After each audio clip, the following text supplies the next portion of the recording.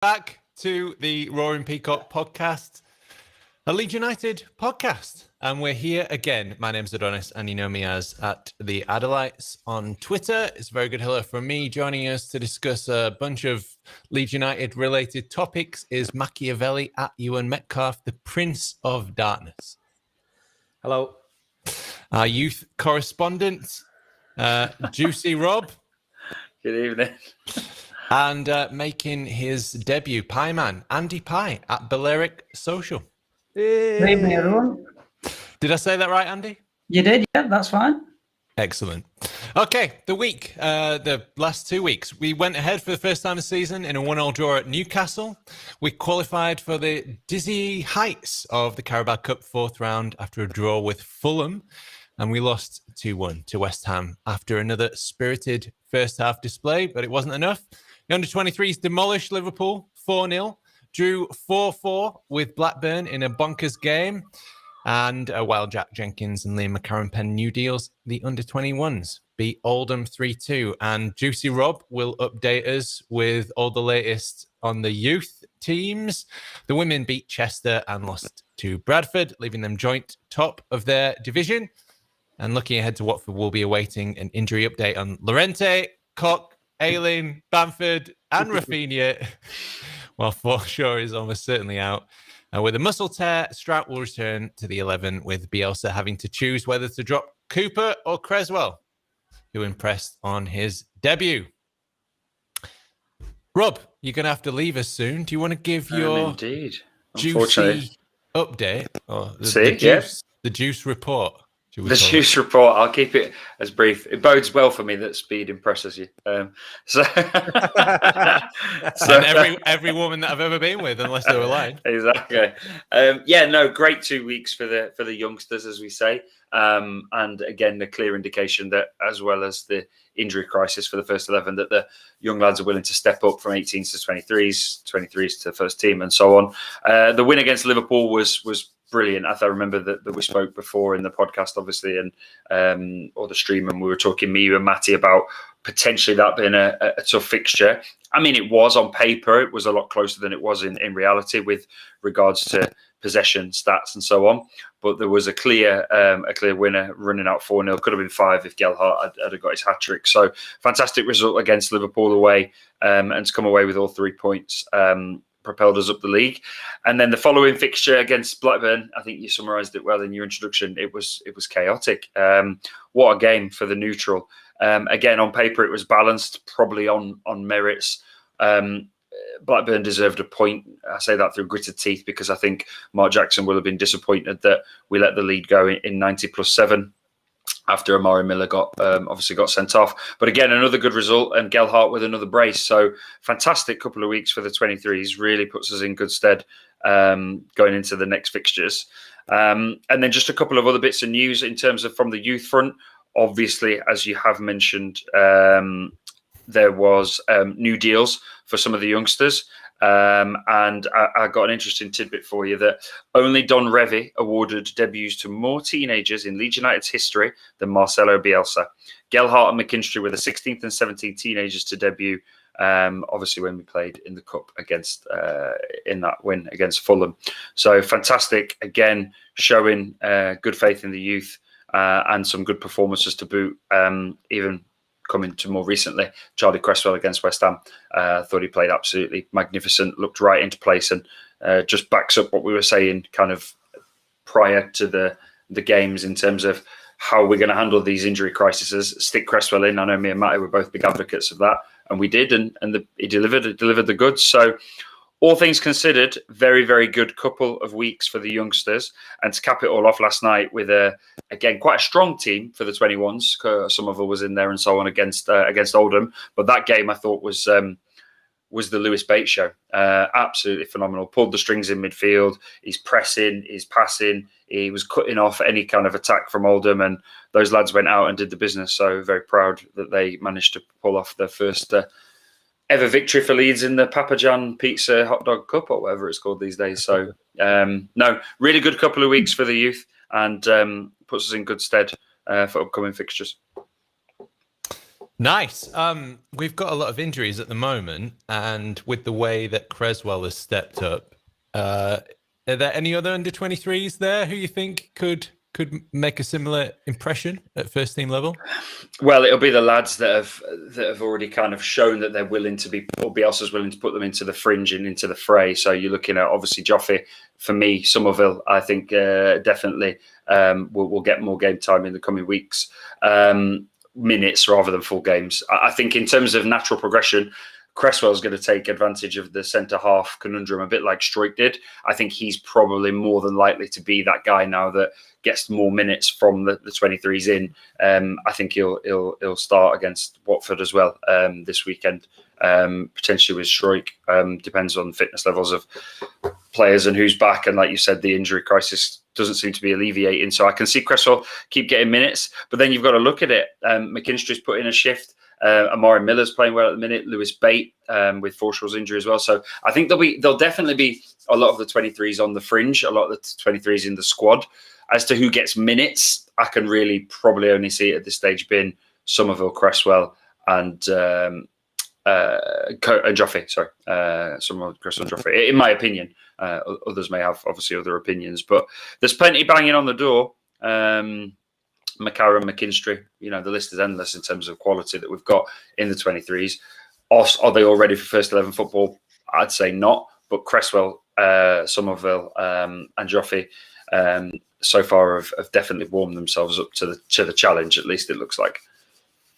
So how old are those sort of players? I know there's a different age bracket there, but what are the ages of those players you think are going to break through, Rob?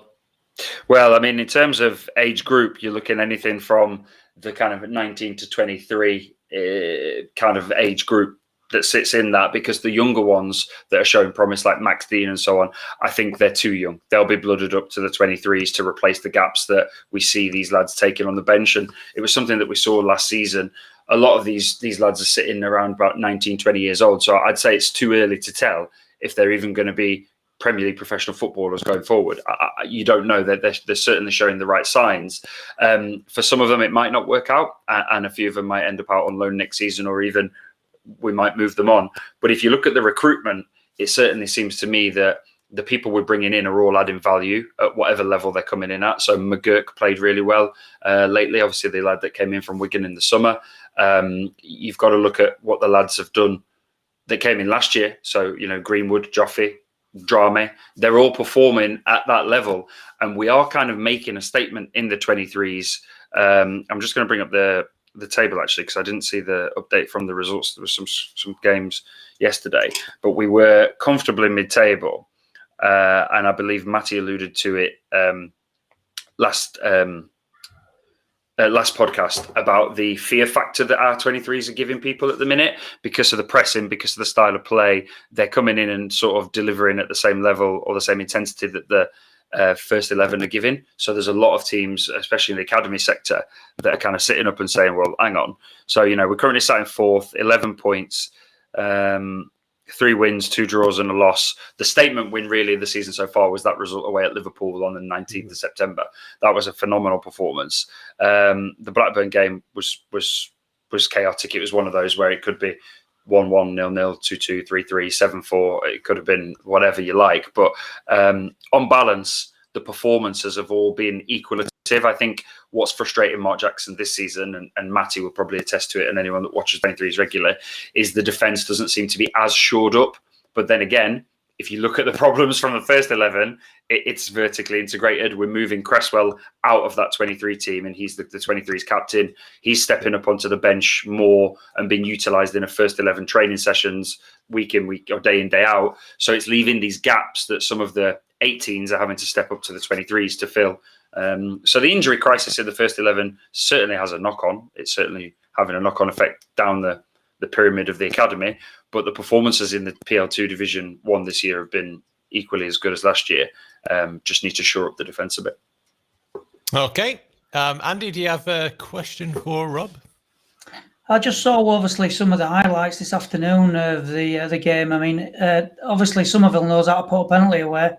He literally rocketed that into the top corner. He didn't even think about it twice. A bit similar to obviously the Fulham game, really, where they just know where to put that ball. Like I said, the fear factor doesn't seem to be there for them, although they are probably, when they pushed Liverpool last week and Birmingham 4-0.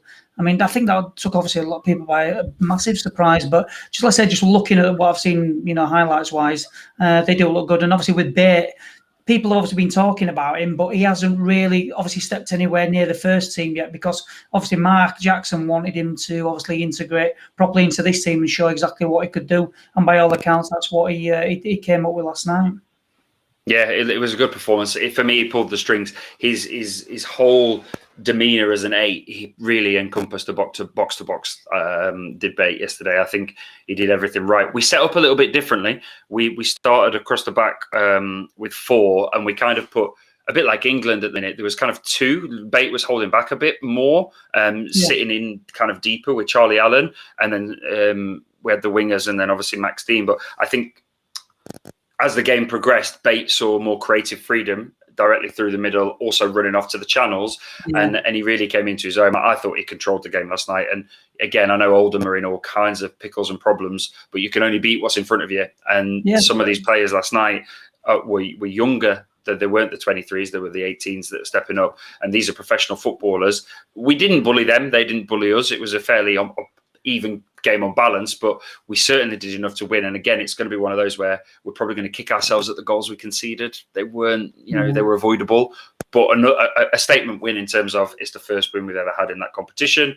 Last year, it didn't go right for us. Cups never seem to go right for any part of Leeds, do they? Unless you're talking about the younger development leagues. Exactly. So it was a good win, and hopefully we can qualify from the group now. Puts us in a good position anyway. So I thought it was a magnificent win to go away at Oldham, who, let's face it, their fans would have been on their backs even more. They're in a pickle, aren't they? And they're in a world of pain. But all you can do at that stage is beat what's in front of you and put the knife in and twist it a bit more. And that's what the young lads went out and did, and didn't show any fear to what are professional footballers. So I was really pleased with the performance. Sheridan manager there, Oldham again now, isn't he? God knows, I don't know, mate. I thought John Sheridan. They've had all kinds of problems with the board, didn't they? There was issues last week with people running on the pitch, and then the match nearly got abandoned, I think, and they maybe got a fine incoming for that because play had to be halted for X amount of minutes. It was either people on the pitch or items on the pitch. I saw the kind of cliff notes of the issues, but yeah, they're struggling. But still, like I say, they're in the same cup. You go out and beat what's put in front of you, and the boys did a fantastic job. Okay. Thanks, Rob. Well, we can let you go now. Apologies, it was a bit rushed today, but I shall be back. I shall return after the weekend. We have it's Leicester at home, I think. Yep. No, Leicester away on Friday the 1st. So a couple of days' time. Leicester away, 7 o'clock kickoff. If anyone's watching the 23s wants to see. I don't know about streams, if it's going to be free stream, paid stream, not a stream, etc. I don't know how it's going to work LUTV and wise, but Matty's probably best to update us on that, maybe. But away at Leicester, the next game on Friday the 1st at 7 o'clock. So again, the squad there will give us a good indication of what the Watford squad's going to look like, because it's the next day. Yeah. Beautiful. Okay. Thank you, gents. Thank you, people, for listening. I'll enjoy, and I'll watch the stream later. I'll watch it back later. Have a good one. Cheers, mate. See you later. Rightio. So that was the Juice report. So thanks very much, Rob, for that. You can follow him at JuicyRob on Twitter. So we're still waiting for our first win of the season, gents, and it's been 94 consecutive seasons in a row where we've won at least one game in the first 7. So let's maybe talk about West Ham and your first thoughts on that. Before we get into it, I just want to say hello to everybody in the chat. So Nora, she's back moderating. 8-Ball Ali, Paul Homeboy, Gordon White. Thanks very much, guys, for joining us. Mac. Yes. What went wrong at West Ham? Well, I were in a pub in Manchester, so you're better not asking me. And we were talking about this the other day, saying sometimes it's better to be distant from the game because you get so wrapped up in it, and you can be so partisan that you don't really see the game for what it is. I've not even. I can't watch highlights, even match of the day when we get beat. I'm that horrified and I can't be bothered with it. I just vote football out. So I think let me give it from a distant point of view. Okay, how I saw it, having not watching the game, just knowing the club like I do in the way that things are going at the moment. So me and Simon, who a friend of mine and Andy's, were in Manchester with the girls, going to see a band, and we were there all day. So we've got the phones out in the pub like you do. The girls are giving us dirty looks, like checking the score, and we go 1-0 up, and you think, oh, great, that's good. Rafinha's on form. He's obviously hungry, scores early. And literally from there on in, it was just nail biting, even being sat in the pub. It was like checking your phone. I picked the phone up as it went 1-1 when the Souček goal get ruled out. Yeah. So I said to Si, oh, fucking hell, they've scored, equaliser. And then, oh no, it's been chalked off. Great. It might just be our day today. Having the feeling that if they got one, we'd probably get beat. So I thought, if we just keep them at 0, if we don't manage to let them get that first goal, we might be all right here. And probably even at that stage thinking I'll settle for a draw. And then, of course, as soon as the first one went in, Si got a notification on his phone like, oh, somebody scored. I got a notification. I went, don't even look at it, course, 1-1. And it was almost inevitable, wasn't it? That's where we're at the minute. When you're down there, you don't get the breaks, you don't get the decisions. People were saying about Antonio should have been sent off. I didn't think it was a sending off, but you don't get those decisions, do you? We haven't had them all season so far. We haven't been getting the look of the draw. We haven't been getting the breaks, the rub of the green, whatever. And we certainly didn't get it on, on Saturday. But by all accounts, I don't think we were done out of anything or diddled. I just think we'd no confidence at the moment. And I'll just hark back to the question I asked Rob. It was a loaded question, really, because at what age do you know a kid's good enough unless you play him in the first team?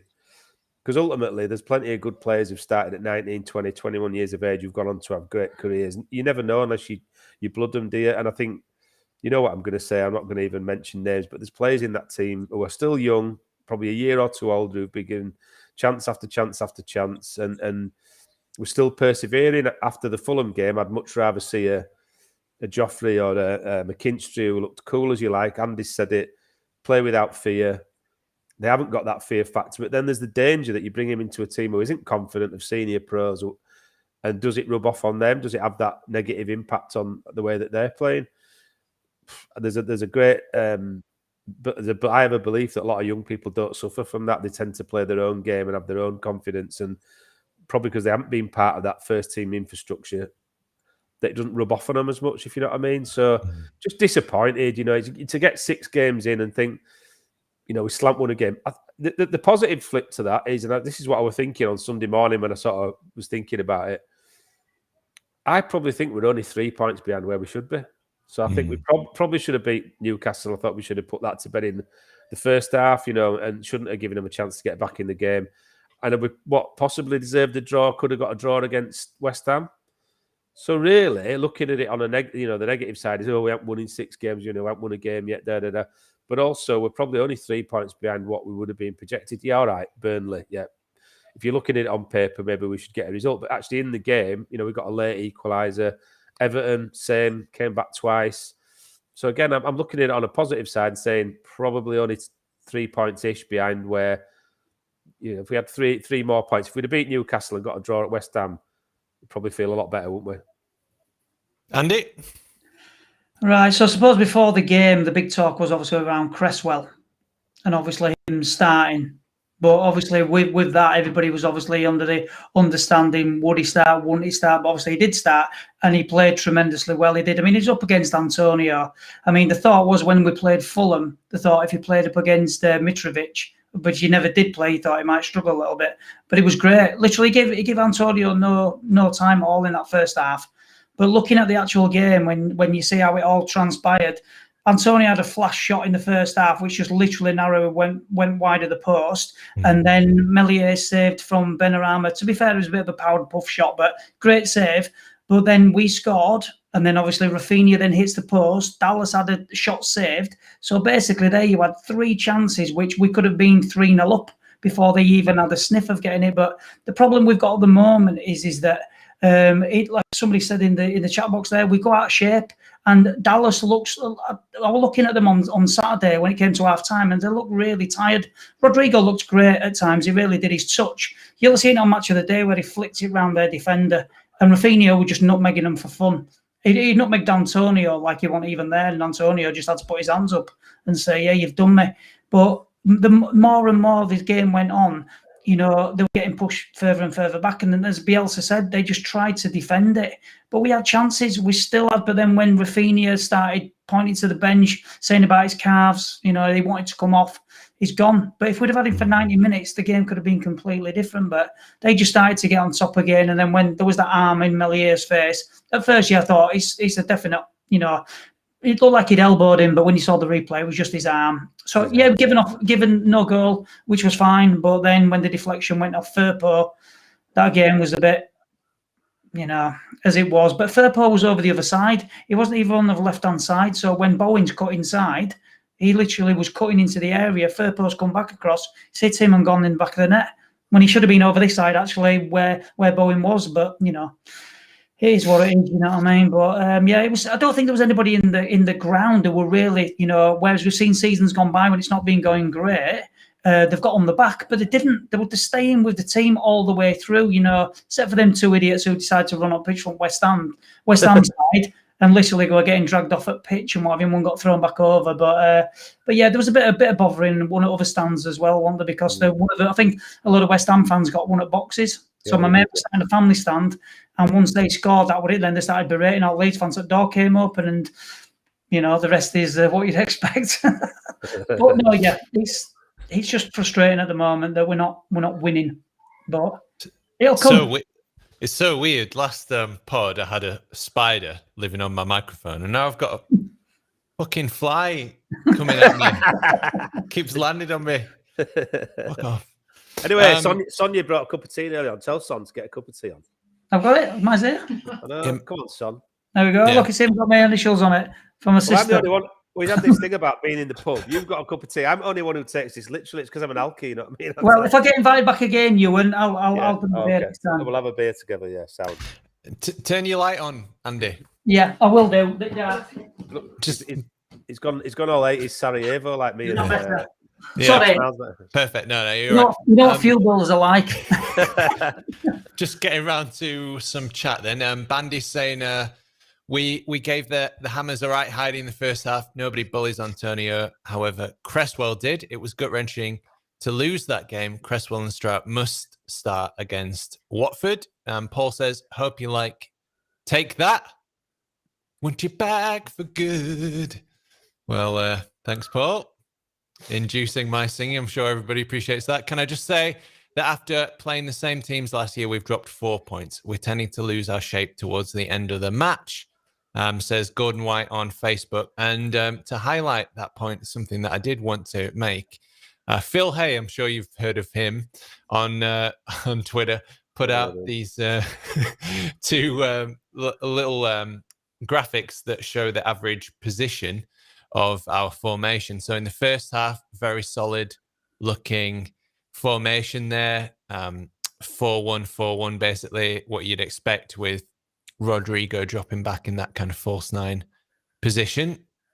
And then in the second half, what you can see is what they did really well is pull us out of shape, because we do play this man marking system, and they've pulled Charlie a little bit wider, Shaq's tucking in, and Firpo's very, very forward, and too close to Jack Harrison. So what they've done is they've pulled us out of shape, and that's inevitably how they scored. I don't think it's necessarily Firpo's fault, because that's his instructions, but I think he is a little bit just not necessarily used to it. And we were talking a little bit about Firpo off air, and you had something to say about him, Mac. Did I? I think you were Wait a minute, hang on a minute. He's putting it on me now. The voice of reason. There you go. I'll spotlight you as well. There you go. the big picture behind of Firpo on a dartboard.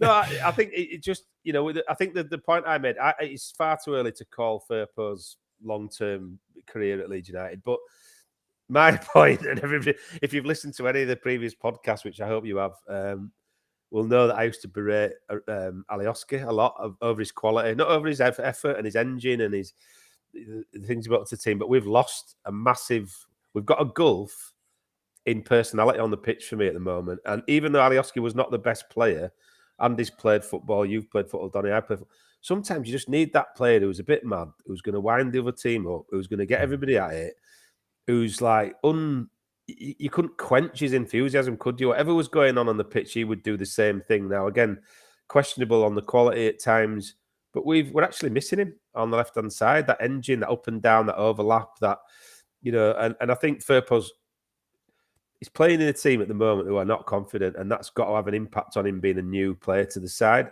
Again, Andy watches probably more games in the stadium than I do. We will watch more than I do at the moment. So he'll probably have a better... I always think it's better to call it when you're in the stadium. You can see more of what they're doing. It's on the telly. You're seeing a sort of snapshot of what's going on. But I just think we've lost a big character and a player that kind of got the system and gave us something more than just the definition of a team. It's greater than the sum of its parts, and that's my thing about what we're missing at the minute. And I think just really quickly, the deflected goal they got, it deflected twice. I mean, and the second, Cooper, didn't it? Yeah, it hit Cooper. Then it's just that we're not getting the look of the draw, and you don't when you're down there. And then I think their second goal, as you said there, you could see they'd pulled us all out of position. The fact that ball went through and there was nobody there. And to be fair, Shackleton's not a right back. So if it were Ayling or a proper right, you'd have done everything to take that. He had to get a contact on the ball or take that player out who played the ball through, didn't he? And he didn't. He kind of let it. He kind of didn't. He flapped it a bit. So, but yeah, I'm not going to berate Firpo yet. It's far too early. 6 games into his professional career with Leeds, 7, include the cup game, whatever. He's had a couple of injuries. So, but I do think we missed that player, that character that we had in Alioski. I think when you're a bit nervous, when you're low on confidence, that can sort of be infectious just as much as confidence can. And when we were in those low moments at times, Forest, after Derby or whatever, you'd have Alioski shaking the tunnel, running around, licking the inside of your ear, twisting someone's nipple, dry humping somebody or whatever, screaming like a yak, or you know what I mean? And that just kind of relaxes everybody. And he's also got this like cool thing about, like, he was one of the cool kids. Like, I don't really know how to describe it, that kind of thing. He's just got that kind of X factor where he doesn't care and he's so confident, and that's just as infectious and just makes everybody kind of relax a little bit. And I think we're just missing a little bit of that. Yeah, we were saying he was like the kid at school who'd get an earring and get sent home and have his hair dyed the wrong colour and get sent home and come in a denim jacket with patches on and smoke behind bike sheds and finger blast birds at back at classroom, I think. Exactly. Wardy says, up the Peacocks. Bandy says, Firpo reminds me of Scholes in so much as he likes to keep things simple. Not sure about that, Bandy. Lost me that. Yeah, all rocking beautiful hair. Cheers. Thank you. I had the haircut, Nora did it, so you can blame her for it. Bandy says, I don't know what has happened to Murderball. We seem to run out of steam towards the end of games. Liam G says, could be Dallas, Ayling and Click. Age has caught up with them. Maybe. Dallas was very impressive at left back for me. I think we've missed something there. Gordon Alioski, besides being a player that has the ability to lift the team, he also had an excellent understanding with Harrison, and we missed that. Yep. New understandings, were new partnerships all over the pitch were, just a little bit maybe naive of each other. 8-Ball Alley, I tried to keep a closer eye on Firpo against West Ham. I thought he put in a lot of blocks when they tried to put crosses in, looked better going forward too. And Paul says, tension and stress tire you quicker. I think that's what it is. It's not just playing your natural game, and fluidity is gone, and that's the thinking about things a bit too much. So there isn't that natural kind of up and down, that work ethic going on. So, listen, it's tough times. Like Andy said, you got to stick together, haven't you? The fans have got to stick with the team because it doesn't do anybody any favours getting on people's backs in the ground, and you just got to keep going. And I'm sure it'll come. Like I say, we're not far off the points projection after those 6 games. I think we've probably been objective about you might have predicted. So let's just keep at it and hopefully get something on Saturday. I think the interesting point as well is that last season you had Rafinha and Harrison on those wings, and Costa had come in, obviously, if he needed to. But on Saturday, I noticed, and you'll probably even seen from the highlights on Match of the Day, was that James hardly saw any of the ball. Literally, it was coming to Rafinha all the time. And obviously, you are going to use him because the guy's an exceptional talent. And he would literally, every time he ran at them, they didn't know where they were coming or going. And the thing was, in the first half, which was so good, was that both Klitsch and him were sort of, and Rodrigo, they were sort of rotating with each other. So they'd move around. Yeah. And if you saw from the first goal, I mean, it was Soufal, wasn't it? He's no mug, and he just literally, Rodrigo's gone past him, took the ball, waited for Klitsch. Klitsch would turn that ball inside, and then Rafinha just did the rest. But he loves that goal. He loves that one into the bottom corner. Hence the reason he went for the second one. But people were saying, obviously, Klitsch getting a little bit, but he was in that first half. They were really good.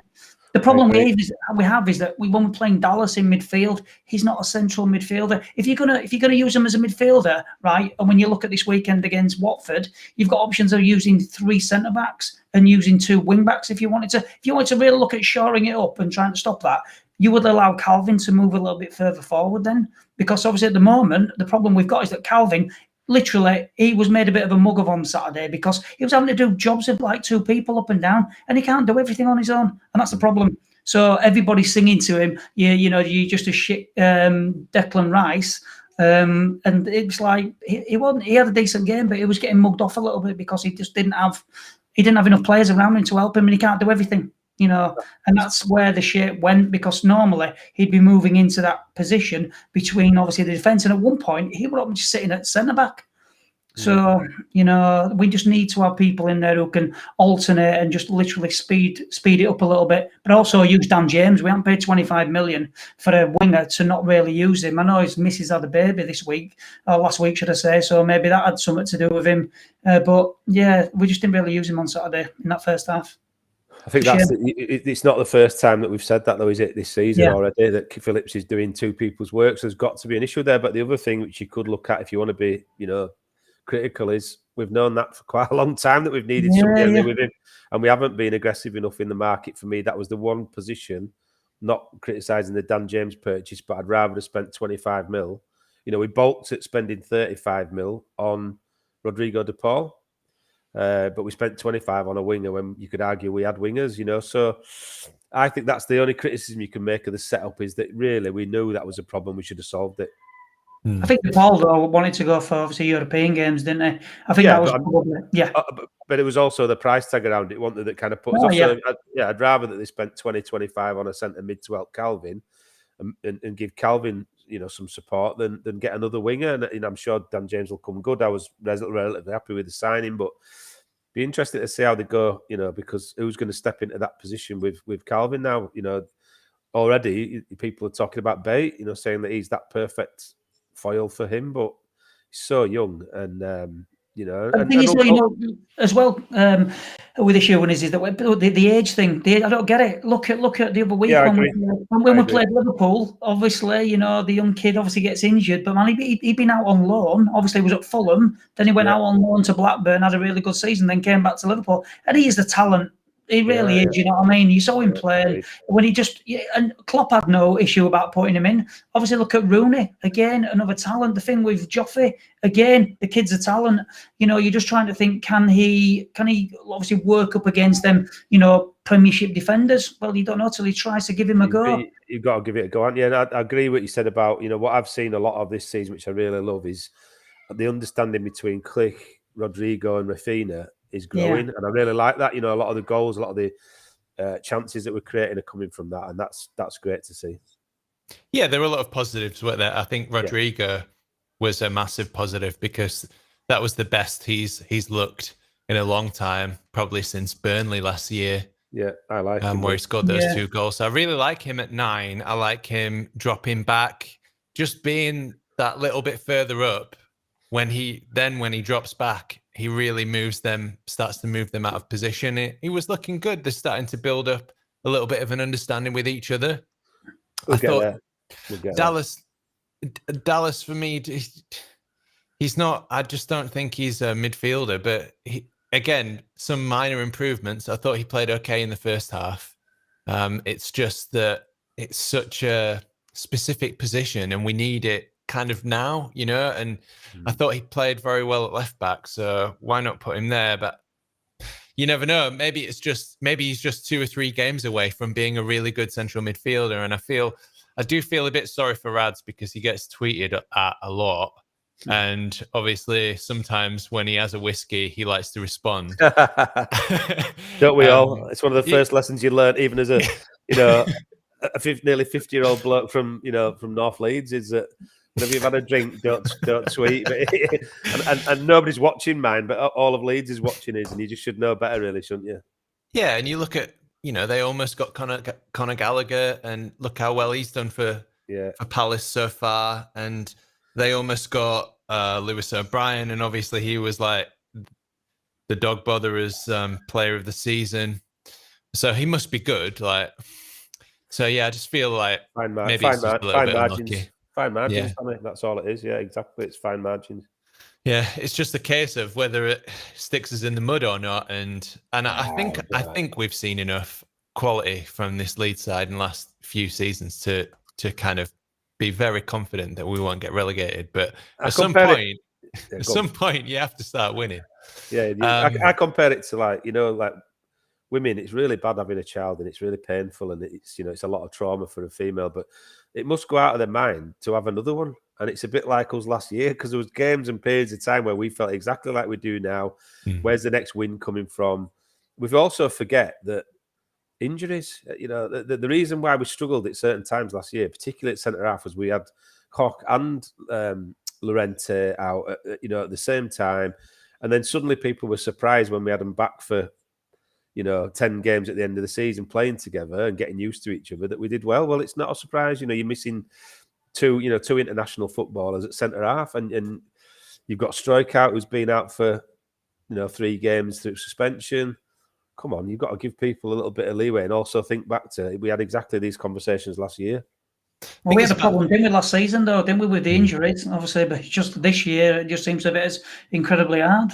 Yeah, so psychological as well. I do think, it's such a cliche, second season syndrome, and everybody says it, but there's a reason why people say it, and the reason is psychological in it, so that when you get through your first season, especially when you do really well, you do relax a little bit. You do think, we're here now, we've proven ourselves, we're meant to be here, and you kind of forget that you've got to bust your ass every single game to still prove that you've got to be there, so there's no taking your foot off it, because in this division, anybody can beat anybody. Even Norwich can probably win a game.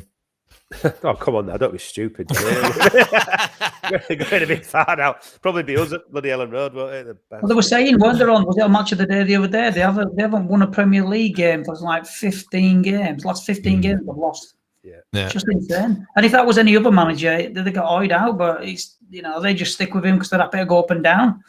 Yeah. But it's like I'm just reading there what Bandy's saying about obviously Brentford staying with Liverpool and Southampton take a point off Manchester. Now last season we took 4 points off of City. There won't be many teams to do that. Same with Liverpool. I mean, we drew them at home and then we got beat by a narrow margin away. So they're a new team to the division. It's going to be the same thing. They're going to have the allure of nobody really not knowing a great deal about them in this division unless they've watched them in Championship. But they did well the other day. But it's like anything. We had a good season last season. They may have a good season this season. But I think there's enough there for Leeds to be able to do something. Once you get that win, then that's when it starts to snowball and we start to get players back. But we just, need to get them back in there and start scoring and winning games. Yep, totally. A few of your comments then, Gordon White on Facebook. I tend to listen to Radio Leeds on match days. Big up to Perpy. So I haven't managed to watch the match in real time. Someone said that KP played okay, but didn't step up to last season. As you said, he's doing 3 men's jobs. Rafinha is now on 2 yellows, says Bandy, for silly goal celebrations. He is bound to get another before long. I thought that was weird because West Ham, when they scored, they went and danced with their crowd as well. Yeah. So, yeah. Consistency from referees will never stop saying that. It's never, not going to happen, isn't it? Paul Humboy, I think Bate will be in the first team squad very soon. Liam G should have pulled a rug from under West Brom and brought Mowat back. Would have been a decent bit of business. Okay. And Paul says second season syndrome is affecting our fan base too. I mean, we always knew that. We're always capable of a meltdown, aren't we? Certainly on social media, if not in the ground. And Bandy was saying every kick our players take becomes more important and bigger than last when the nerves set in. But Andy, you were saying that the atmosphere at Ellen Road is good. Oh, yeah, really good. Yeah, really good. I mean, I sit right next to the away fans, so obviously we're right in their right line for either we scoring goals or them scoring goals. So they're getting it, and we're getting it, and we're giving it full battles from where we're sat. So regardless, but yeah, the atmosphere is really good. For a bit on Saturday, it was a bit up and down, but generally, I mean, I've been in the ground where they've been on players' backs and what have you massively, but that just doesn't seem to happen. I think people have got to realise this is a totally different situation we're in now. We weren't, I mean, I was there for the West Brom game end of last season, so I was lucky to get in with me and my dad. But the other people who haven't got a chance to get in there were in there for the Everton game, and obviously the Liverpool one, and then obviously the one on Saturday. But overall, I find it good, but you're still going to get people. I mean, I did hear from some other folk that there was a bit of carrying on in one of the stands with actual Leeds fans themselves. Some kid just literally offering people out, but that's the problem. You can see the goal and people want to have a go at somebody, but they're taken out on their own fans. There's no real point in that, but you're never going to stop it. It's just the way it is. But yeah, singing wise, I mean, I had a lad who I know who lives down in Plymouth, and he does an online podcast, and he just messaged me privately and went, just tell me how good that atmosphere is in that ground, because he was watching the Liverpool game, and I was like, it's really, really good at the moment. It's sold out every game, 36,000 every time. Yeah, it's good. Okay, moving on. Manchester United are apparently in for Kalvin Phillips. Well, that's probably the joke of the week, is that one, though. The signs for them, I'll fucking driving there myself, honestly. I think he wouldn't be able to go home again. Man United can fuck off. They're always doing it, you know what I mean? It's like they've sold us James, think they've done us a favour, like Lee Sharp. Then they come in dipping in for all our players. Fuck off. It's clickbait nonsense, isn't it? Honestly, it's paper talk in it. I don't think it'll be any room of it. Listen, the other thing is, I hate when people. I sometimes read it on Twitter, and I never comment because I can't be bothered. But he'll never ever go anywhere. But loads of players are going to go. People who you think would never do it. They're comparing it to Smith. Smith went. Smith wasn't a Leeds fan. It makes no difference. Footballers, it's their job. It's a career. They want to play at the highest level and test themselves against the best. Kalvin at some point will make a decision as to whether he wants to stay at Leeds and do whatever Leeds are doing, or does he want to go and play for a top 2 or 3 team in this country or somewhere else. That's inevitable. You just need to get over it. We need to be looking at the next person that comes in and replaces Kalvin. Let's be frank. I hate him to leave because I love him. I think he's a great kid. I like his attitude, his personality. I love the way he plays. But I said it before to you, Danny, I didn't rate him when he came through as a young kid. I didn't think he was going to be the player he is now. I don't think anybody who says they did, I'd say is probably lying or got, selective memory. We've seen better players come and go at Leeds United in my lifetime. And you just have to, that's part of the game, isn't it? As long as you don't go at them fuckers. That's it. I think we'd all wish him well. I think we'd understand, wouldn't we? Yeah. If he goes to a Champions League club, we have to, there was a lot of talk of getting into Europe last season, but there's a big gulf. By Barney, just by Barney. I think it's achievable, but not for a few seasons, not for a couple of seasons yet. We at least have to establish ourselves for more than a couple of seasons before you can take that next step to that next level. And certainly spending like 20 mil, 30 mil on players isn't going to be enough, because you're competing with clubs that are spending 100 million on a player.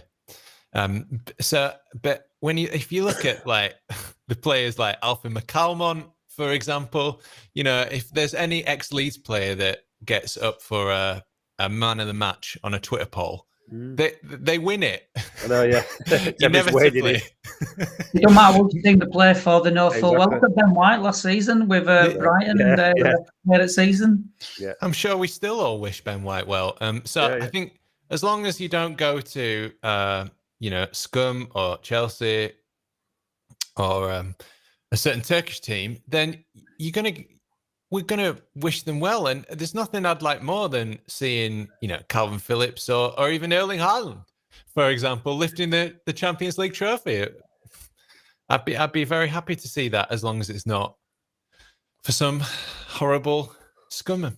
I think somebody suggested, though, didn't they? Just literally pay him. It's obviously his agent. There's been been said, and obviously they want him to get parity with Rafinha and Bamford, which is fair enough. Pay him. I mean, he had such a good Euros. Obviously, he was voted England's player of the year for the tournament or such, whatever. But he just pay him that. You're not going to sell him. Put an 120 million clause in his contract. If somebody wants to pay 120 million. Let him go. You'll buy somebody else for that. I mean, the same with Grealish. I think Villa never thought that anybody would pay 100 million, and obviously City just literally called their bluff and paid it. So when you've got teams at the top who are spending Sancho for 74 million, I mean, I still don't get that one, mate. He's not a bad player, but 74 million, no chance. He spent most of the time on the bench. Same with Van der Beek. They paid 40 million for him. Again, them clubs can seemingly sponge that money by spending it, but not having to play the players on a week-to-week basis. So yeah, it's insane. It really is. I don't understand how they still fall into financial fair play as well. How Chelsea are technically in debt to £1 billion or whatever to Roman Abramovich. It's just, and you see these clubs, and they've obviously bought those trophies, but they won't admit it. And yeah, it's just a bit ridiculous. I think that's lastly, that's a massive thing, Andy, right? It's the factor of the frustration of a player moving on is when you don't get what you due for him. Yeah. That's the biggest illness of Leeds United over the years. I don't know if you've been watching the Premier League years. It's been on BBC Two, which is a great programme. Cantona, people like that. That's the frustration, is you're not getting, because he was, I mean, when is it Martin Edwards tells that story, or Gil, whatever he's called, tells that story about how they came about to sign Cantona. It's embarrassing. It's amateur as you like. I love Bill Fotherby. I thought he was a brilliant character. He's dead funny. But to go about your business that amateur and not realise the value of a player just because he's not, mentality doesn't particularly fit in, he's a bit of a maverick, so on and so on. That's the frustration, is that if they don't tie Phillips down to a big deal where somebody like Grealish comes in and pays stupid money that can, help you to rebuild in 3 or 4 positions rather than just one. That's the pissing off thing with the fans. That's when the fans get pissed off and often take it out on the player, not the club, because you feel like, well, and it's the club's fault.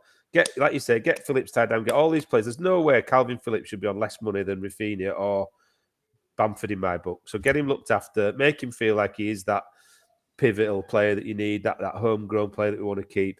Reward him right, make sure there's a big clause in there, and make sure if he does leave, we're not regretting it because we've lost a great lad and a great player and one of our own, but we've also got tuppence halfpenny for him, and you can't go and do something with that money. Yeah, they've been consistent, haven't they? Rafinha and Phillips especially. That's the thing. Bamford was last year and got rewarded for it, but as soon as Rafinha has come off, I think it was against Newcastle as well, and against West Ham, we just look a different team. So I think those players definitely deserve it. Right, moving on. Yes. Watford. Previewing our first win of the season. I watched the game the other night, the Newcastle one against them. And did you see the stats? The stats basically, it was like that game we played against Newcastle.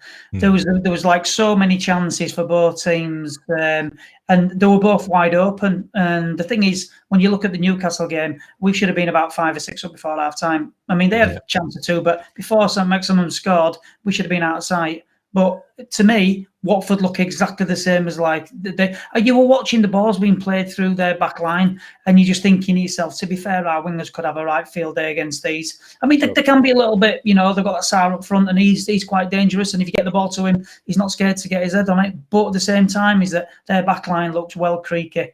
So it's a case of you got to go for it, and you've got to score them goals and just get it put to bed. Got to be more clinical. I saw the Klitsch chance on Saturday again, where he probably should have scored. Just took that little half a second too long. Could have moved it on again and maybe give Harrison an easy chance. We've got to be more. We've got to put people to bed and be much more sort of, clinical when it comes to in front of goal. Because we've had Newcastle, other chances, other games we've played to score and do well, and just not being able to capitalise, have we? Yes, Sarr. You mentioned him, Andy. Yeah. He has had the second most amount of shots on target this season, only behind Salah with 11 and 16 total attempts, 4 goals. Madness. They're playing very well for a promoted side, but they're also in the top 3, I think, for chances conceded as a team with us and Newcastle. So I think it will be very open. We'll have Strout back. I think that's important. Massive, I think Creswell played brilliantly. Would you drop Cooper or Creswell? He'll never drop Cooper. No, unless he was injured, he won't. He's his captain. Unfortunately, he just won't do it. And to be fair, even the other day, I mean, a lot of people do give him an hard time. To me, it's almost like you don't know he's there. He'll pick that ball up and he'll play that ball out, and he does the simple things. But then all of a sudden, there might be a little incident here or there where he gets picked up on, but nobody remembers anything else that he's done in the rest of the game. So, and to be fair, he had a kid at the side of him who was 18, 19 years old. And he marshalled it really well together with both of them. And to be fair, with Shackleton and Cresswell, they played that really into ball really, really well because they were quite close to each other. And, you got to remember that Shackleton was coming up against some quite, bigger built players and what have you, but they seem to do really well with them passing. But we don't seem to have that where, if you think back to last season, that season before in Championship, where we'd take that throw-in and where it was either Alioski or Dallas, and they'd give him the throw-in and he'd probably head the ball back to the defender and then it'd go up the line. Or they would literally play. They had almost like Ayling and Dallas had come on to the ball from the throw-ins. But on Saturday, we were just devoid of actually being able to get it to anybody. The throw-ins just wouldn't go to anybody. We were waiting forever and ever for actually one of them to release it. So I don't know if it's either that teams are coming on to us and marking us from stopping from doing that, or we're just not quick enough to get it out and into play again like we did the last 2 seasons. It's confidence. Just definitely confidence game football. If you're not confident, you're not quite happy to throw that ball and trust your man to, control it, make that pass first time. It just don't come off, does it? You're trying too hard for everything, and you can see it in them now. They're trying too hard. Yeah, I think it makes a difference as well when you've got 2 players who are lacking a little bit of confidence. Firpo, because he's new to the country and he's not on the bench anymore like he was at Barcelona constantly, and Shackleton, who's obviously new-ish to this to senior football and the Premier League himself. He didn't get much game time last season, so they're the 2 players who were taking the throw-ins. I know that when Liverpool got a throwing coach, that sent me down a rabbit hole of throwing coaches. Wow. And they recommend that you take the throw-in as quickly as possible. The best that, majority of the time, 90% of the time, the best that you can do from a throw-in is keep possession. Yeah. That's the best that you can do. So the way that you can do that is by taking it very quickly to a man. As quickly as possible. Why? Because your player will be generally in space. The opposition won't have got into place. And it's about confidence as well, as Ewan said, which is it again. It's somebody said it in the chat. It comes after you win. You get that first win. Bandy said it here. It's not men against machines. It's men against men. We need to get a run of wins going, and we'll fly up the table. Yeah, let's hope so. Start on Saturday. It'd be nice. Gordon says supporters only see Cooper's mistakes, not what he does majority of the match. I tend to agree with that. I didn't think he played bad at all against West Ham. It's just a few of those glaring errors or when he tries one of these long balls and it doesn't work. That was another pet peeve. Probably the only thing that was negative for me from that first half was long balls to Dan James. They're too high for him. He's very short, Dan James. He can't jump very high, so play it to his feet. Although saying that, though, when you actually saw the game against Fulham, he won quite a few headers. That was an interesting point. Whereas the other day, though, he was up against totally different defenders. But yeah, against Fulham, he won quite a few headers. But yeah, it don't make any sense. Just make him drop in a little bit, play to his feet, let him turn and go at the defenders. That's what we want in Rafinha to do, and that's what he does. But he'll always cut inside. But one of the things they made me think about, and this is what they did on Saturday, was they had Rafinha coming across the box, and he loves that run. That's the run. So would it be good that maybe when, either Bamford or Rodrigo are playing, do you have Rafinha coming in across and playing behind him? Because he's got that shot where he'll put it into the corners, but he puts it in at speed. And the thing is, defenders won't go in on him, not when he comes inside, because they're afraid they'll give a free kick away. So there's a chance of him going in like Hernandez did, but in a totally different way, because he's a lot quicker. But he just loves nutmegging players. That was the thing on Saturday. It was just every time someone come near him, flick it through him, and he was on. But yeah, playing just behind the actual central striker might be something that they could maybe look at. And I think that's why they tried rotating a bit more, because Bamford wasn't there. And Rodrigo actually found out how difficult it is to do Bamford's job, because he was blowing a bit in that second half, But he did really well, don't get me wrong, but Bamford does that every game, up and down. Thoughts on James so far? I think he's playing a bit within himself. I would like to see him run at defenders a bit more. I'd like to see him back himself a bit. And I think in transitions in general, we need to be quicker, get the ball at the pitch quicker. James? Ideally, that's what you want from him. You want it turning over, saying to him, look, get them on the heels, right? Because no defender wants him coming at them, because straight away they're going backwards. He was unlucky against Newcastle. That was a definite penalty by a million miles, and we never got it. It's beyond that. That's just refs for you. But the other day, though, he tried coming inside, and the defender stuck his leg out, so he didn't really fall for him. But he didn't really get a good run on Saturday in that first half to try and actually go at him. But because we were always coming to the right-hand side, he was always coming over to Rafinha every time. So, like I said, I think in time he will do more and more. But it's about, I think there's a language barrier for Rafinha as well. They'll play the ball to him, but never once does he put his hand up calling for it. Never. And he's always on the side where we are, whichever half he's in. But he's never got his arm up. If you watch him, never has his arm up shouting for it. They'll play the ball to him. So, whereas with James, obviously, he can, converse with them and say, look, get the ball to me, get it to my feet, and I can turn and go at him. But like I said, though, he's only a few games in with Leeds. He'll get used to it, and probably in 3-4 games time, hopefully he's bang up to speed, and he'll be able to do what we want him to do. Yeah, I just think a bit more ambition from him. You know what I mean? You've been in and out of Man United side, been berated by their fans, told you're not good enough.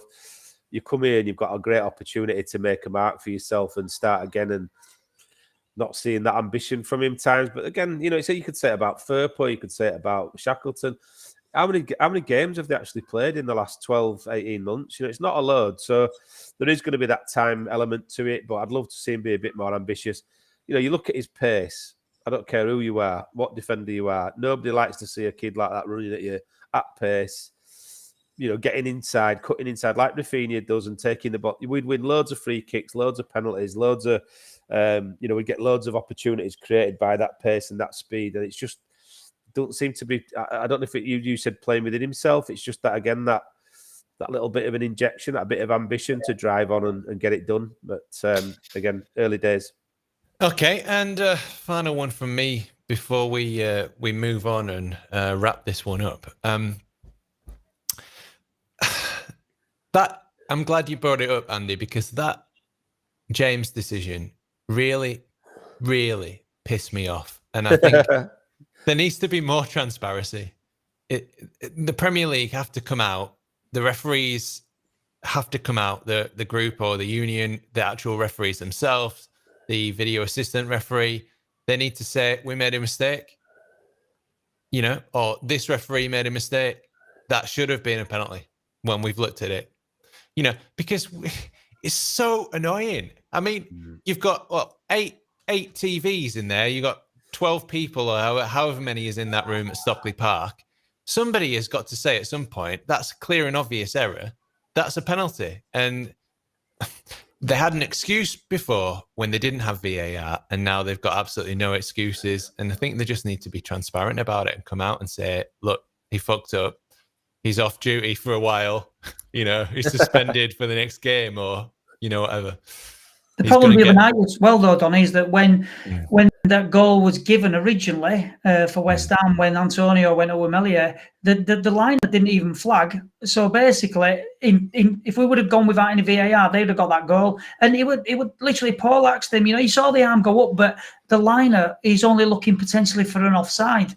But when he's gone over to the VAR screen and what have you, and then he's given it. We could see it from where we were sat. It looked worse than it did, but still, he's got his arm straight up in his face. So I was thinking it was always going to be chalked off. They always give that. They always give a free kick on the keeper. I don't know why he didn't do it. But the liner didn't flag. But that Kevin Fendo was. Because I'm there every home game, and you get so used to these. They're terrible. You've got him going now. Honestly, shocking, absolutely shocking. It's some of the things that go on where you can't even get your head around why they don't give free kicks or don't. It's they do or don't give them. But yeah, some of them refs and liners are absolutely shocking. Now you let it around the ground when they're shouting, obviously loads of obscenities at them as well. But they were no different. Even the lower, when we played Crew, they were shocking. But.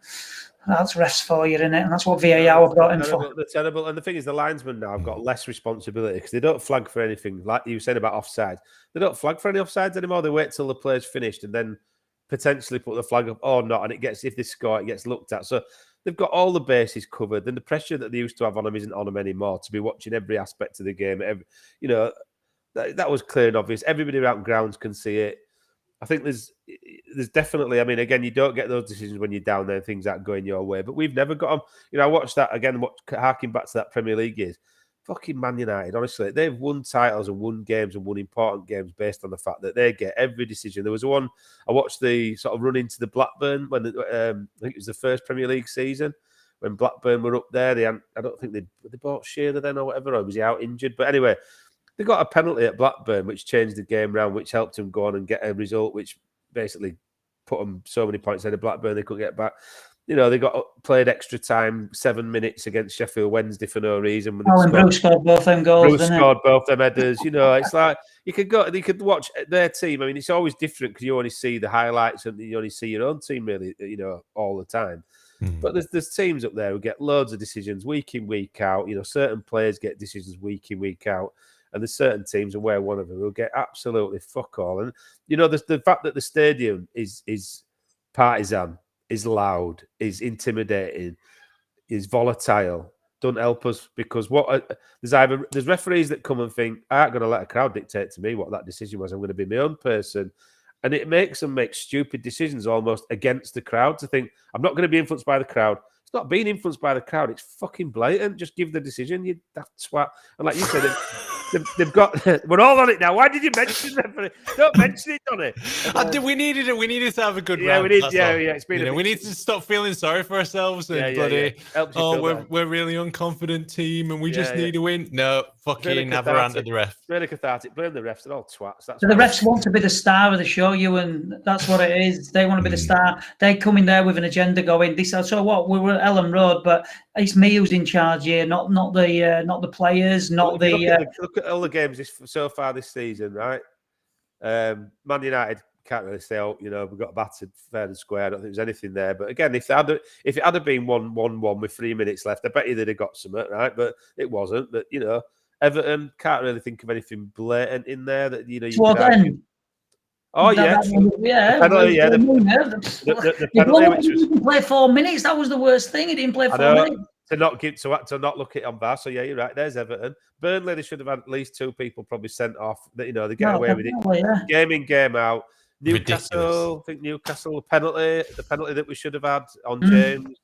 The game on time. So out of 6 games, 5 of them, you could argue we've had some pretty awful decisions and some that haven't even been looked at. The Everton one that you rightly point out, he's blown up early, so he doesn't even have to look at that because it probably looked similar to the one he gave against Cooper and for Calvert-Lewin. Come on, there's definitely an agenda against certain teams in that league. And again, when the crowd's on you, they want to be seen to be impartial and not be influenced.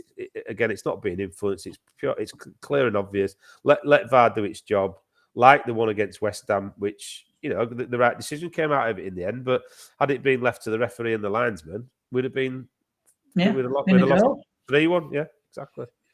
Get round to a few more of your comments then. Gordon White says, supporters only see Cooper's mistakes, not what he does the majority of the match. And he also says, what do you think about the problem that is Roberts? Very good footballer. No in front of him. Listen, if you haven't watched this podcast before, I'm not repeating myself. Go back and watch every podcast ever since we got back to the Premier League and before, and you'll know my view on Roberts. Let Andy have a say on it, because me and Andy talk a lot. Obviously, me and Andy go back a long time with friends and stuff. It's good to see you on the podcast, Andy. And but Andy will tell you his thoughts on Roberts. I can't remember whether he agrees with me or not, but I'll let somebody else have a say on him, because everybody knows my view.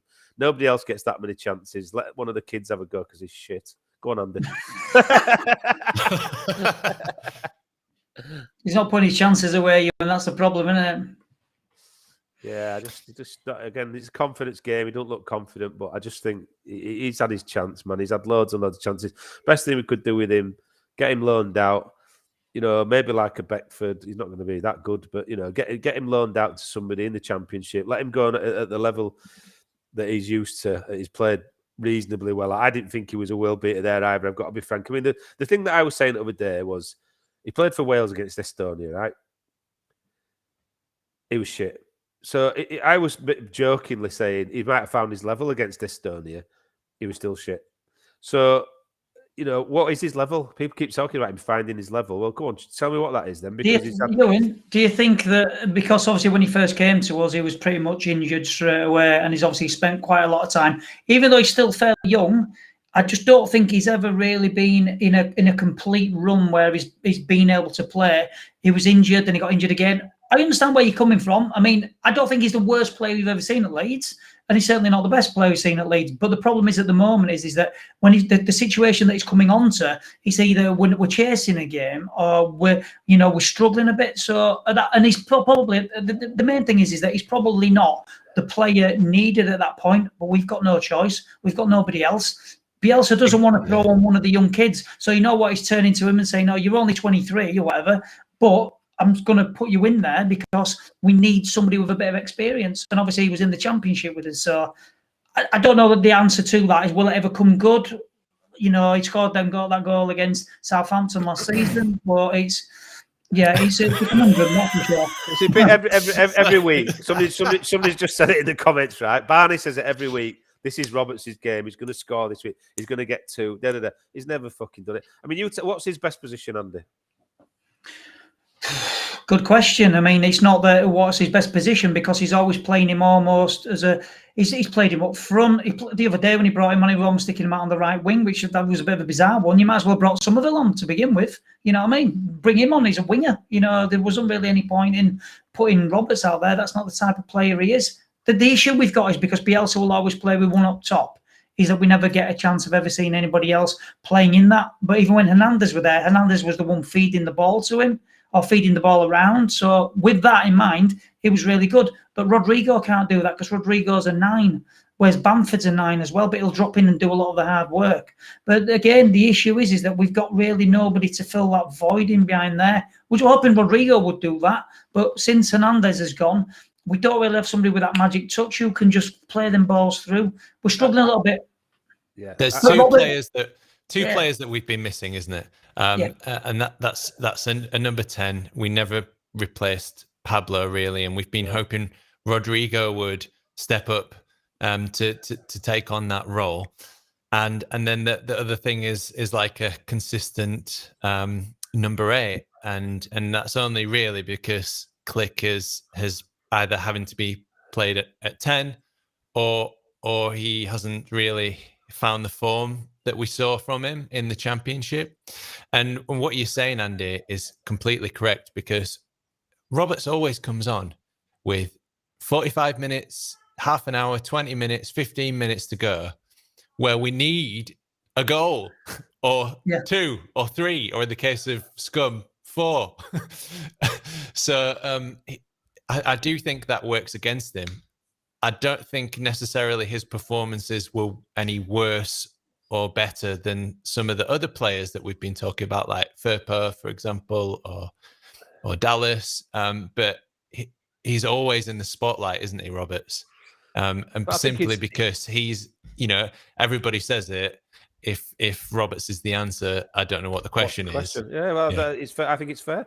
It's all right saying we should. I hate doing it because I love to stick behind all the players and like we're all together in it and all the rest of it. This isn't a recent thing because we're not doing very well this season. I said it all last year. I did, Donny. I said every podcast, he doesn't convince me when he comes on. Listen, he's started games. He hasn't just come on with 15 minutes left and he's looked poor. He started in cup games. He looks poor. The thing that frustrates me, right? You can have a bad game. Your ability's not there.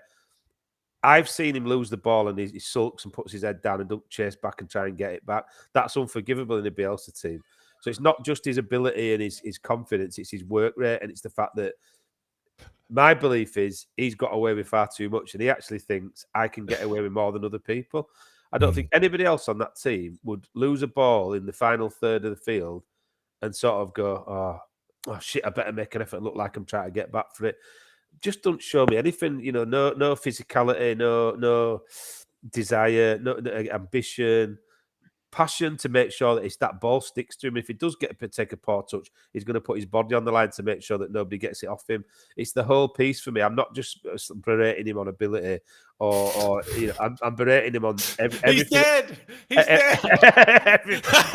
everything I want. He's finished, Ewan. Ewan, it's not worth it. Stop, Ewan.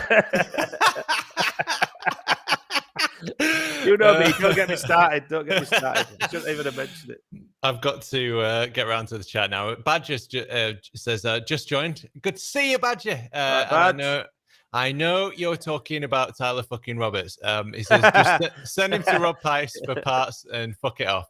Bandy says Roberts needs our fans to really get behind him and give him some confidence. I think they do, mate. He don't listen to us, so it's all right.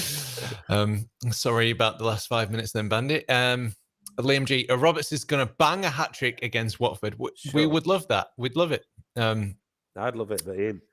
PSF, Costa and Roberts have had loads of grief, quite rightly, but Ailey and Cooper get away with everything. Why? Definitely not had as many bad games as him or done as little, so no, not comparable. Paul says, you find though as well, though, that potentially when people are fit, he may go back down the pecking order. Roberts, it's a fact for me now. He's holding back young players who I want to say. I'm excited about seeing Joffrey. I'm excited about seeing Lewis Bay. I'm excited about seeing other players come in. And for me, he's taking up a space, a bit like Costa before, and eventually he's got worked out and being moved on. Exactly the same needs to happen for me, and I'm not going to change my mind on it. But that's the frustrating thing now is you're looking at them under 23s pushing, and you want to see one of them get a chance because I reckon the better player there. There's a better. You player see how well Creswell did, and exactly. you're seeing Joffrey bang 4-3 for the England under 20s and consistently with the under 23. So you do want to see that. Badger said something else. Hi. Roberts' position should be in a Brentford hotel room, signing a contract with a broken biro.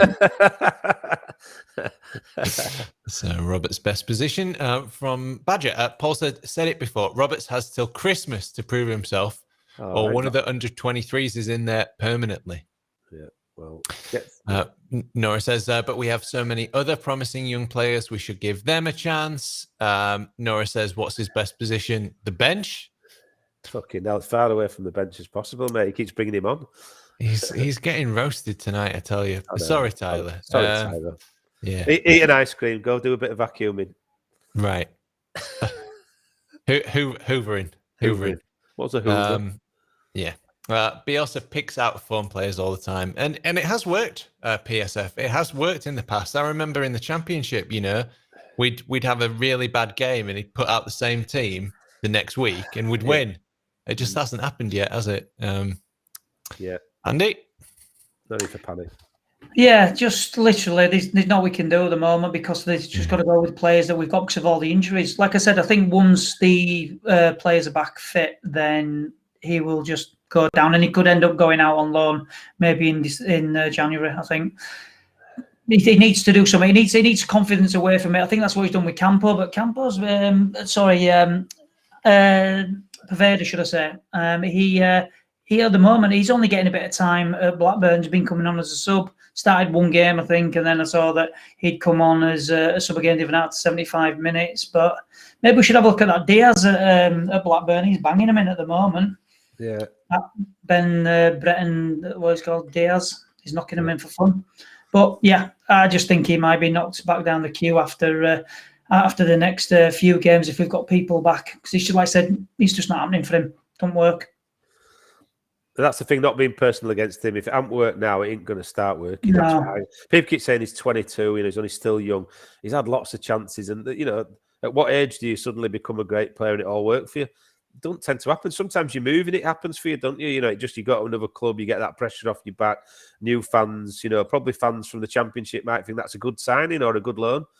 Great, but it's not for me, and that's what we're here to do is, divulge our opinion. My opinion is, as I've consistently said, I don't change week to week. I don't say, oh, he was great when he has a good game.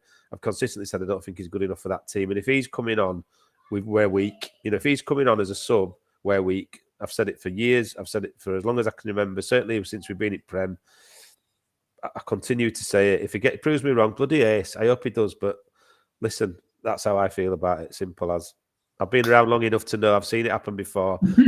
I can spot a player. Andy, you know the score. Yeah, fuck that. All right, let's move on. No, let's not. Let's keep going. What's your thing? Was a little segment that we introduced. So something just non-Leeds related. It could be a new TV show. It could be you've been to the ballet. I don't know. You might. So what's your something new that you've been enjoying this week? I went to a gig last week. It was the first gig I'd been to in, I can't remember when. A friend of mine contacted me and said, oh, I'm in town, I'm working for a band, do you fancy coming to see them? So I was like, well, why not? You know what I mean? Get out again and get to a gig. So I went to the Ash last week. It was good, you know what I mean? It was just nice to be in a room full of people, listening to some music again. But yeah, that was good. Yeah, enjoyed that. Amongst other things, music. That's another thing. Enjoying plenty of new music. Did it end well this night, or did you end up at some sort of weird strip club? No. Me and Come my wife, on, Andy. We drove down and drove back afterwards. Yeah. So, but no strip club. Who did you see? Ash. Was the music Ash? Yeah. Okay. Yeah. They're touring. They're doing like a 30-year anniversary tour. We're still on the look about 25, but they're not. They're a lot older. But yeah, it was good. This is bringing back some weird memories. This is a long time ago, isn't it? Yeah. Yeah, my mate's a guitar tech for him, so he just messaged and said, "Oh, we'll put you on the guest list if you want to come down." So we went down to see him. Very nice. Ewan, what's your thing? Well, I'll stick on a music vibe really, because I've been in Manchester all weekend watching bands, and I went to see a band called Horse Beach, who nobody's ever heard of. Andy knows of them because we share similar music tastes. Who were absolutely brilliant. So we saw them in a small venue in Manchester. Night people in Manchester. They're called Horse Beach. Give them a look. Really good, different sound, really unique sound. Really like them. I was really pissed, and they came to talk to us after. And Andy, we've got to set up a gig in Leeds at some point. Well, I took Simon to see him, didn't I? I took him to see him. Well, I said we'd get 200 people in a room if they came to Leeds. So we've got a job on now, mate, because they're going to hold me to it apparently. So have you got the number? Yeah, we've got it all sorted, mate. So, and then tomorrow I'm going to see another lovely young band. I'll give them a shout out called L'Objectif, who are from Leeds. They're only very young lads. It's one of my pals' sons, who's the lead singer, guitarist. L'Objectif from Leeds. They're great as well. So I'm off to see them with Richard Cusworth tomorrow. And playing at Hyde Park Book Club. Okay, yeah. So it should be good. And then a last shout out, my thing. My eldest, Luca, played in the Elite National Schools Football Cup on Monday, his first school game, year 8, and he won 4-0 and he scored an hat-trick. So, I'm putting him in a shout out. So he could probably do better than Tyler. He certainly puts his chances away better. So my eldest is only 12, but he's a good little footballer. He's at Leeds United sort of development squad, and he scored 3 on his debut for his school against in the Elite National Schools Cup football cup. I see Mikey Inman messaged. He put a little note on there. Didn't I used to play football with Mike? Yeah, he said, yeah. He knows you. Yeah. He put a little Sign note. him up. He said, no, well, he plays for Mike's team on a weekend, and Mike's currently got to renegotiate the contract. So excellent. There you go. A few of your what's your things? Bandy says, what's new? 3 points would be new. Very good. Nice one. Alex says Anthony Joshua getting beat. Oh, that's my nephew. That Alex Ainsworth. All right, Alex, you all right, pal? That's my little nephew. Oh, there you go. Yeah, there you go. Is he got the same genes as well? Is he? What? Is he good looking and aerodynamic like me? Yeah. Just like me. Yeah, he's on my wife's side. So okay. Not a mini me then. He's very mouthy and very angry, and just like my wife. I'm only joking. Badger says Hyde Park Book Club is a great venue. Ex-petrol forecourt shop needs about 5 people to fill it. There you go, mate. Well, there'll be 25 people trying to fill their tanks. Sold out tomorrow, mate. Sold out tomorrow. Right. And Phil says, PSF, sorry, the life coach that AKA AJ. AKA AJ. That's a lot of A's there. We watched the boxing as well. Been introducing that to Nora. I think she'd never really watched boxing before. And then I sort of showed her, I think it was a Fury fight, Fury Wilder.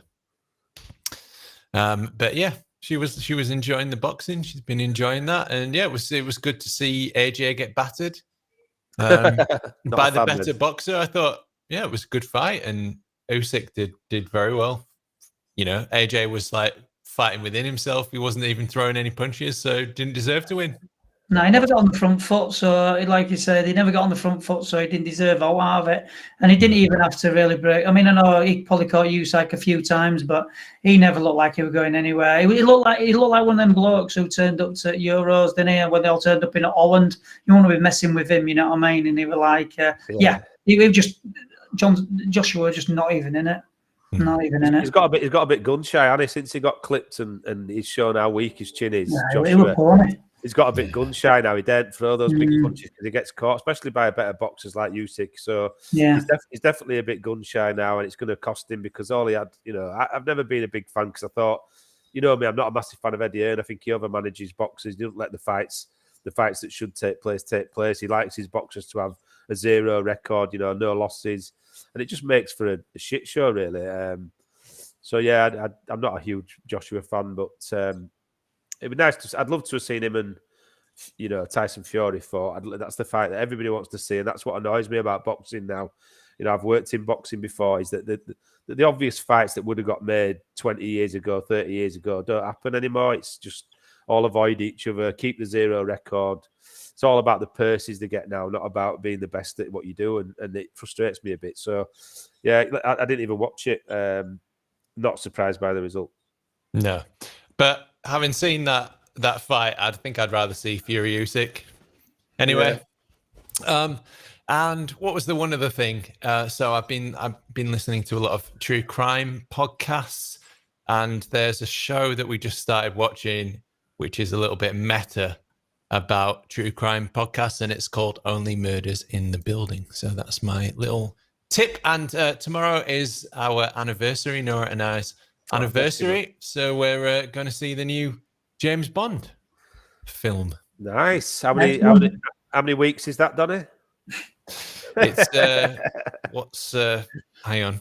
Oh, I've tested him out now, Nora. Let me do some mental arithmetic. He's having to look it up, mate. It should be etched on your heart, kid. What's going on here? 260 weeks. There you go. Oh, you did it in weeks. I wasn't a joke. I was being cheeky as usual. That's why I had to work it out. I can't do 5 times 52 in my head. But actually, it's not that difficult, is it? No, it's quite easy. Even I could have done that. I just didn't trust myself live streaming it. You've just lost that job as my accountant, Donny. Right. Yeah. You don't want me as your accountant. I hate accounting. Oh, well, congratulations, man. Have a good time. Have a good time. Thank you very much. I can't remember. I think we're going to go eat some sushi, maybe. We'll have We'll have the James Bond movie, of course. I guess there's a woman 007 now, so that'll be good. And and then I'm playing football tomorrow night, 5-a-side football. So I'm leaving her to her own devices, so that'll be good as well. Good lad. Well, enjoy it. Give my love to Nora. I know she's watching, but have a great anniversary, Nora. Make sure he treats you and spends loads of money on you, mate. Wow. Don't expect that. Last few comments then before we love you and leave yous. Alex, that's the nephew of the prince's nephew. AJ hasn't got a chin, been rocked too many times by unknown people, put on a pedestal. Today's heavyweights wouldn't last around with Prime Iron Mike. Me neither. So I don't blame him. Would. Yeah, I don't think they would. Jesus, Bond films are sleeping pills. Take a sleeping bag with you. Thanks for your well wishes, PSF. So thank you very much for joining us. My name is Adonis. You can check me at the Adelites on Twitter. It's a very good bye from me. Making his debut was the Pie Man himself, Andy Pie. You can check him at the Balearic Social. Yeah. Thank you. Did I say that right, by the way? Yeah, that's right. Okay. And Machiavelli, the Prince of Darkness, haunting your dreams. And Ewan Metcalf. Good night, everybody. Thanks for watching. Yeah. Thank you, everyone. Come on, Leeds. Stick it to these bees. 3 points. On. 2-0 on Saturday.